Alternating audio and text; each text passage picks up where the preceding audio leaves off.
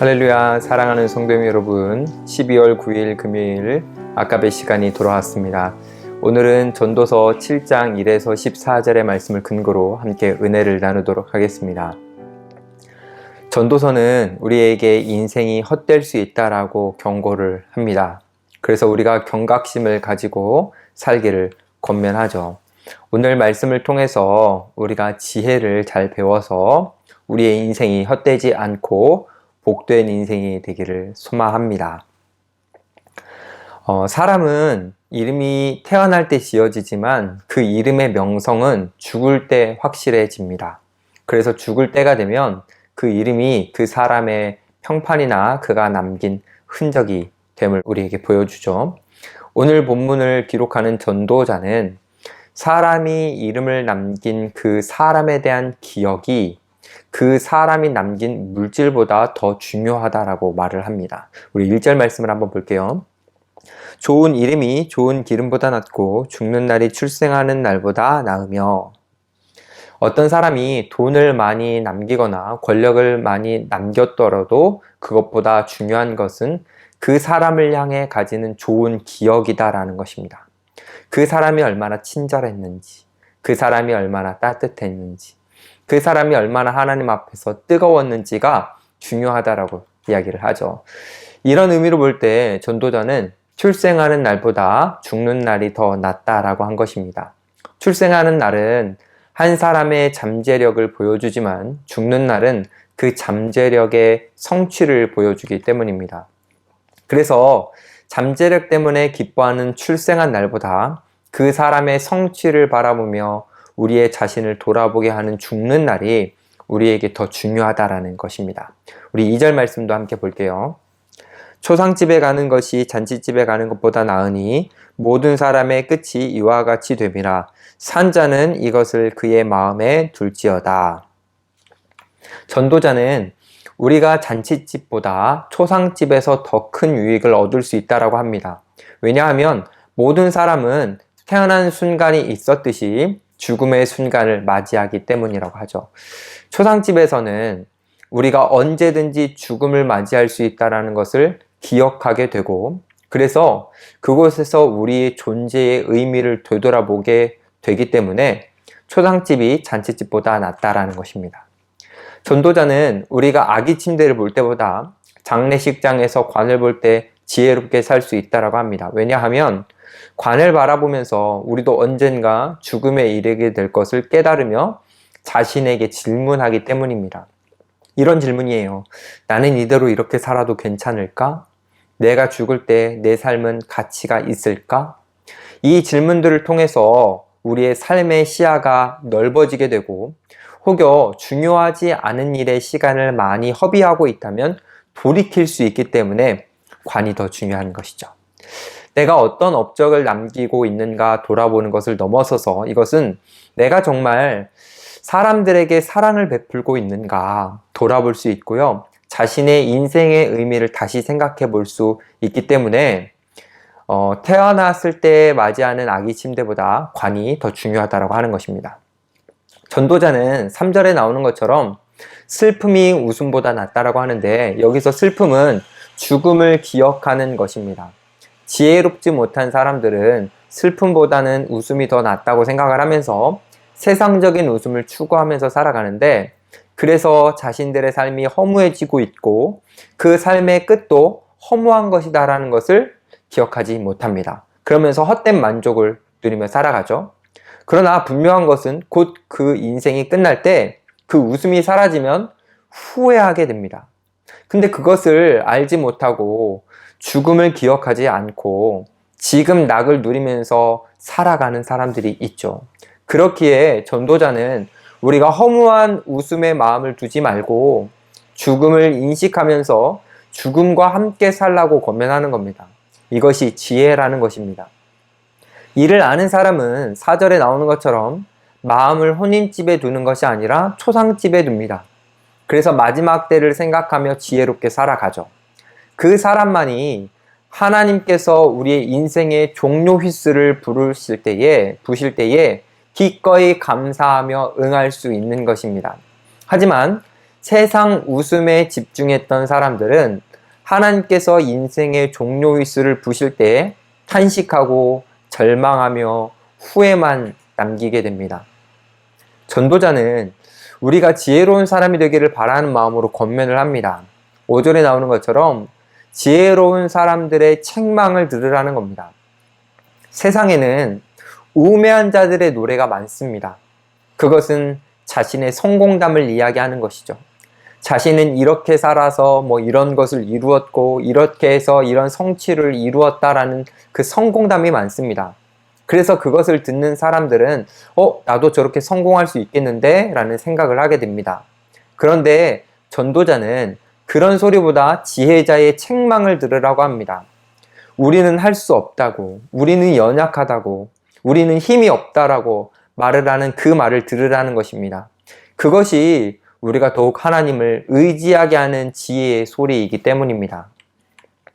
특별히 전도자는 죽음을 생각하지 않고 사람들과의 비교 속에서 자신은 성공했다라고 웃는 소리가 허무한 것임을 선언합니다.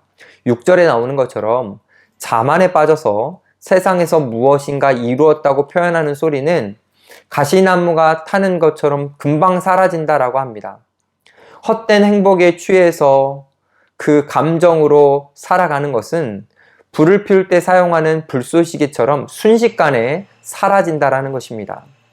이제 전도자는 우리에게 지혜롭게 살지 못하도록 하는 어리석은 것들을 소개하면서 우리가 경계하도록 하는데요. 먼저는 7절에 나오는 것처럼 탐욕입니다. 이 탐욕은 우리 안에 있는 지혜를 녹슬게 만든다고 합니다. 특별히 사람들은 뇌물을 통해서 자기의 힘으로 인위적으로 미래를 만들어 가려고 하는데 이것은 헛된 것이고 무익한 것이라고 합니다. 어떤 사람들은 탐욕을 통해서 물질을 쌓으면서 자신을 포장하기도 합니다. 그런데 사실 그것은 자신이 들어갈 관을 장식하는 것밖에 되지 않습니다.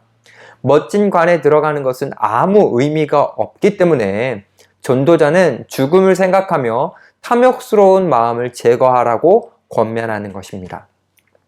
전도자가 우리에게 경계하는 두 번째, 8절에 나오는 것처럼 조급함입니다. 조급함을 가지면 지혜로운 삶을 망칠 수 있다는 것입니다. 전도자는 우리의 마지막 때를 기억하면서 인내하라고 권면합니다. 세 번째는 9절에 나오는 것처럼 분노입니다. 성급한 분노가 힘들게 쌓아온 지혜로운 삶을 한 번에 무너뜨릴 수 있다는 것입니다. 그래서 나중을 생각하면서 신중하게 행동하라고 권면합니다. 네 번째는 10절에 나오는 것처럼 향수에 빠지는 것입니다.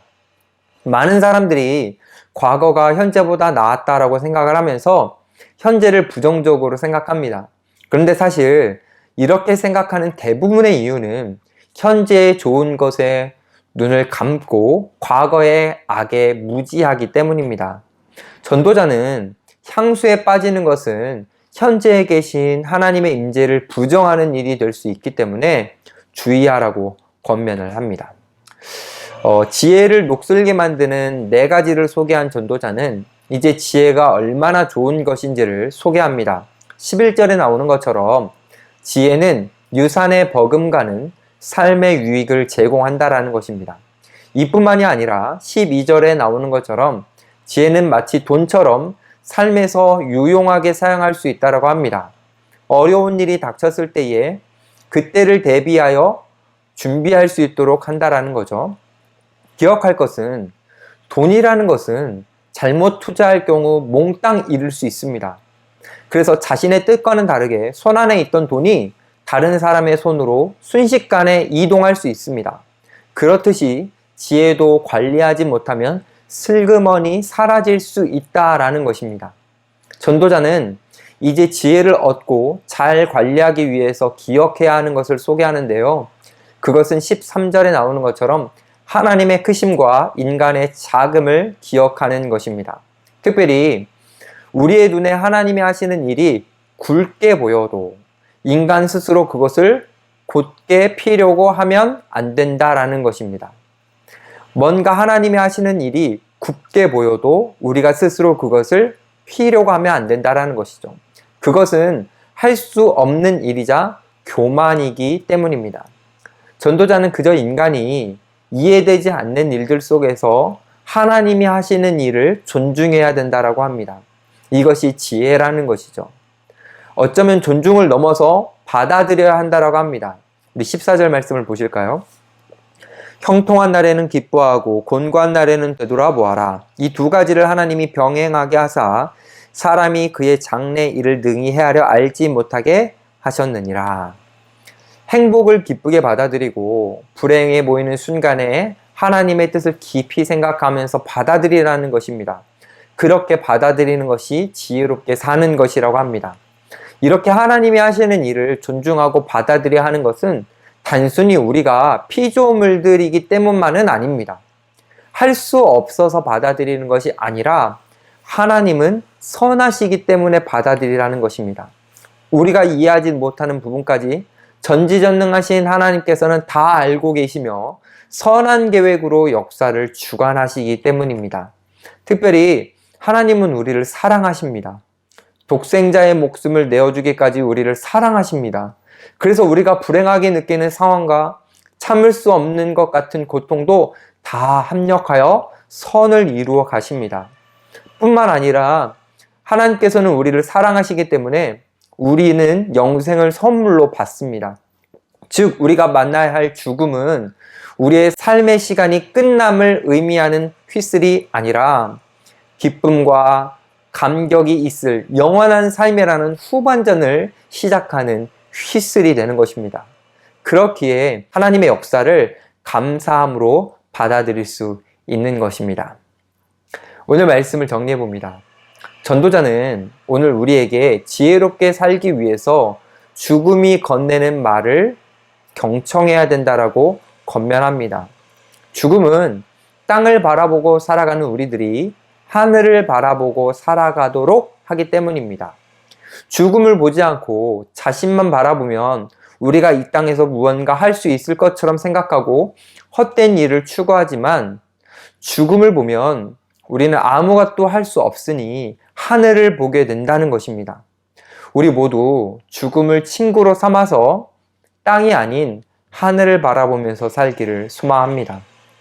세상 사람들이 그들에게 죽음은 인생의 마침이지만 우리 믿는 자들에게 죽음은 새 인생의 시작이기에 그 날을 바라보며 우리는 소망으로 살기를 바랍니다. 오늘 이 전도서를 통해서 전도자가 죽음을 기억하게 하는 지혜로운 삶의 초대장을 우리에게 내밀었으니 이제 이 초대장에 우리가 반응하여 한 발은 세상에 두지만 한 발은 무덤에 넣고 살아서 우리의 삶이 죽음을 기억하며 죽음 너머를 향해 가는 지혜로운 삶이 되기를 간절히 소망합니다. 기도하겠습니다. 하나님 아버지 감사합니다. 오늘 말씀을 통해 우리의 마지막을 보게 하시니 감사합니다. 마지막을 보지 않고 지금 현재만을 좁은 시야로 바라보며 헛된 인생을 살아가고 있다면 돌이키게 하여 주시고 우리에게 죽음 넘어서 우리에게 영생을 주시는 하나님의 은혜를 바라보게 하여 주셔서 오늘 하루도 세상과 다르게 믿음으로 살아가는, 특별히 소망으로 살아가는 우리 모두가 되게 하여 주시옵소서. 감사드리며 예수님의 이름으로 기도드립니다. 아멘. 오늘도 말씀으로 승리하는 하루 보내시기 바랍니다. 감사합니다.